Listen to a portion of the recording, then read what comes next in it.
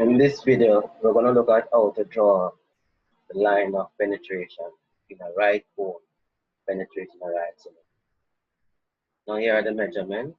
The cone has a base of 100 millimeters. Cylinder has a diameter of 56 millimeters, as shown here in the plan. The height of the cone, the vertical height of the cone is 100 millimeters. The cylinder also has the same height of 100. So let's go. Alright, I'm going to redraw this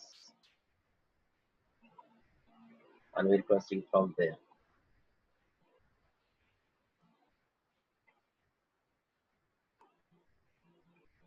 Center line.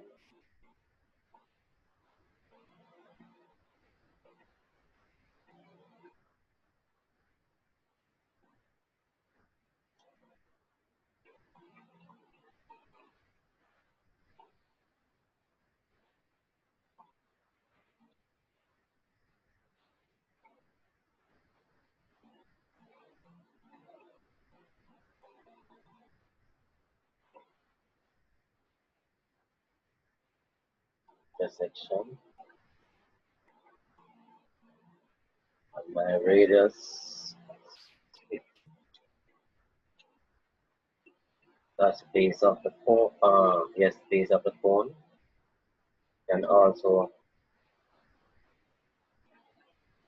project my lines to draw the elevation. It's 100 across.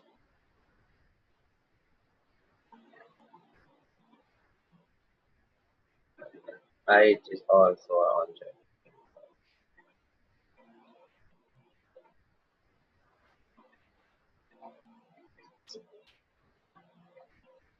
100.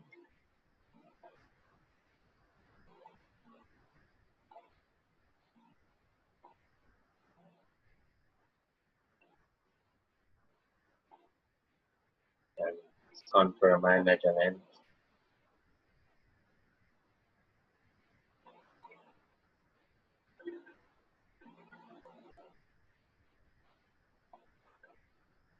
Yeah, that's 100 millimeters. Now let's go to the cylinder. Center of the cylinder is 17 millimeters away from the center of the cone to the right. So I could just offset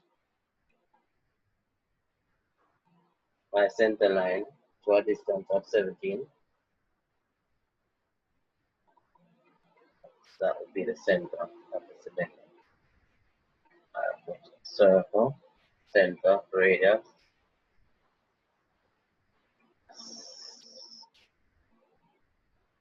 Half of 56, that's 28. Radius 28. So here I have my cylinder in the plan.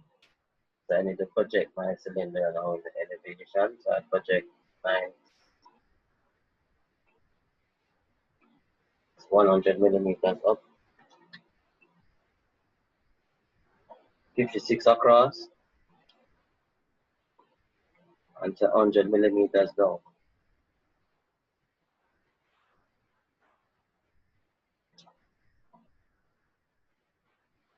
That's my completed plan and elevation. I just need to put this line here side in detail, so I could just split that out and just redraw.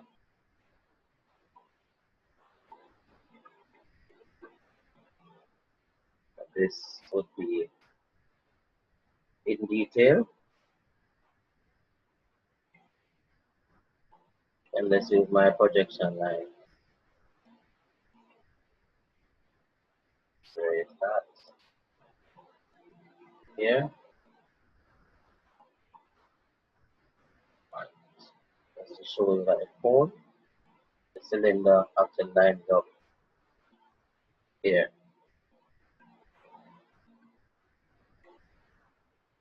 Could also put a little detail line. It's my match properties. Alright, so here we go.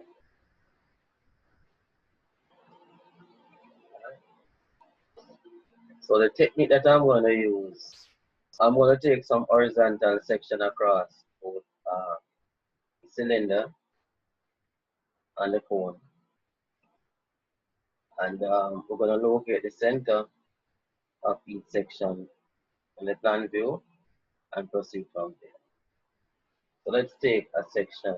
I'm going to change my line type. So let's put one of the section right here. And we're going to put one at the extreme. That's where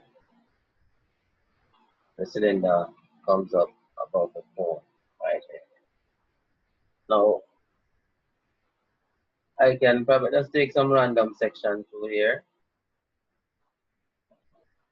One, another one. Can probably use one.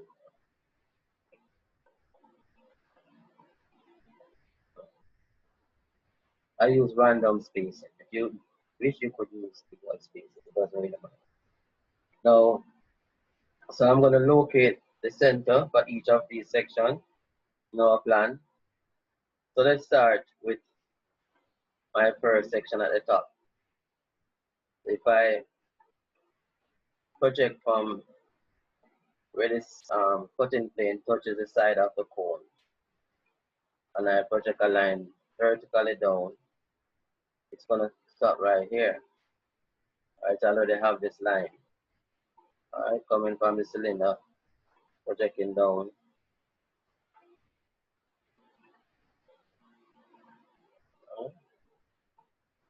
So if I draw a circle, let's say from the center, that section will actually be a circle, right? So if I cut the top of the cone and I look down, I'm going to see a circle. Now I'm going to draw the section for the second cutting plane. It's also going to be a circle having the same center as the center of the cone.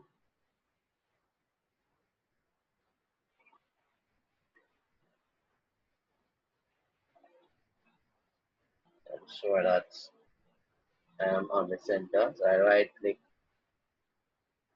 with the center.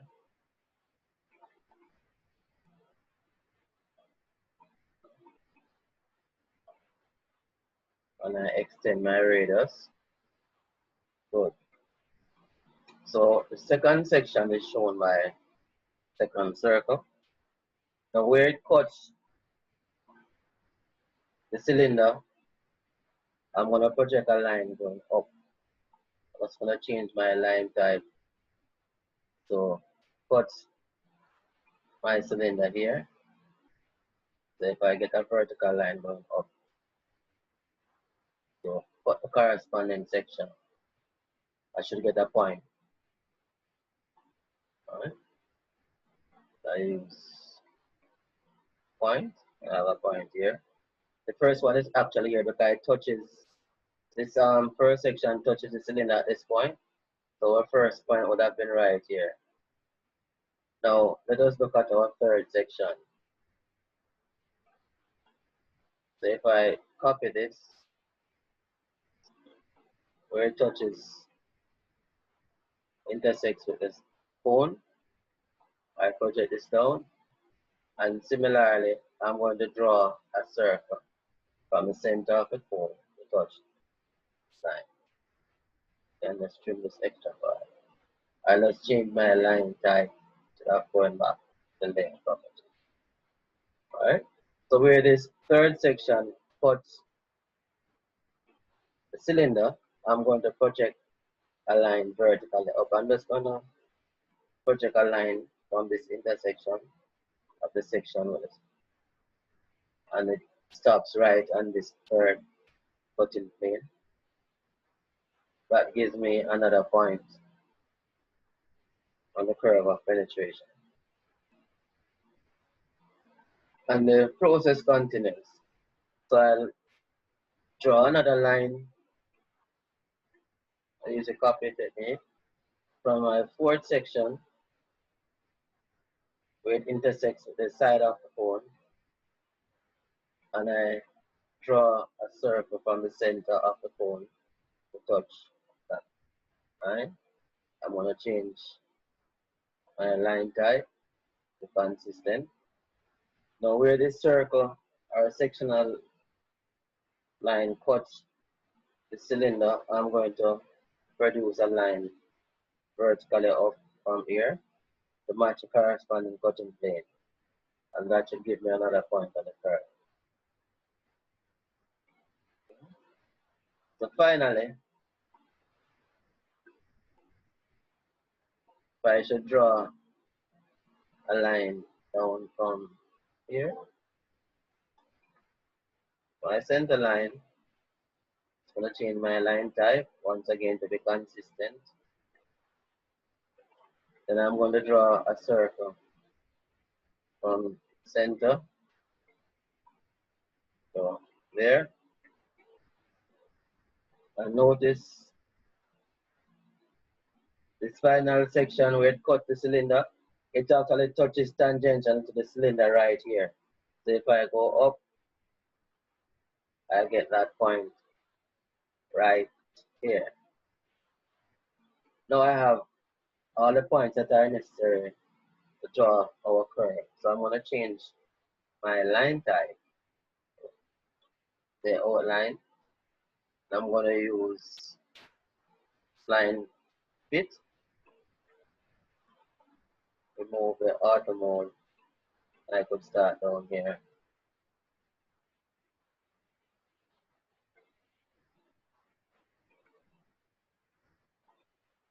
So that's our curve of intersection. And of course, I can now go ahead.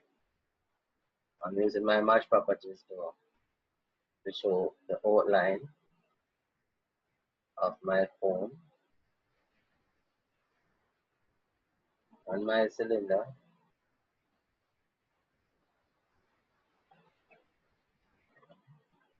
I just need to trim here and here.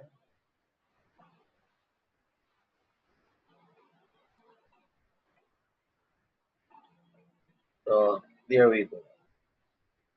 So in our front elevation, we're seeing the curve of penetration or the line of intersection, curve of intersection between the cone and the cylinder. So we're set the right cone penetrating a right cylinder. So the cone goes straight out. Okay, so this is one method that we can use to find the curve of intersection between two solids. In this case, it's a very simple method. What we do is to take some sections across the elevation and we represent each section in the plan view. Now each of these sections here would be a circle.